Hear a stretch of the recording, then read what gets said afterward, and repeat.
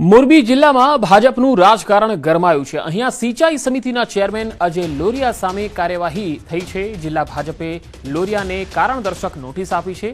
ધારાસભ્ય કાંતિભાઈ અમૃતિયા પર પ્રહાર કર્યા હતા। કંકોત્રીમાં ના છપાવવા બાબતે વિવાદ હતો। કાંતિ અમૃતિયાને એમએલએ ના માનતો હોવાનું નિવેદન આપ્યું હતું।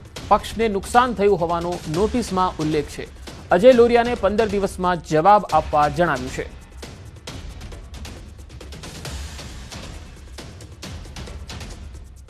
पंदर दिवस में जवाब आपवा जणाव्युं छे। मोरबी जिला में भाजपना बे नेतानी सामसामे देखाई रह्या छे, कारण के एक अजय लोरिया छे जेओ एक समितिना जे चेरमेन छे अने तेमणे कांतिभाई अमृतियाने धारासभ्य न मानता होवानुं निवेदन आप्युं हतुं। त्यारबाद जे कंकोत्रीमां नाम न छापवाने लईने पण विवाद हतो। संवाददाता मोरबीथी अतुल जोशी जोડાયા છે।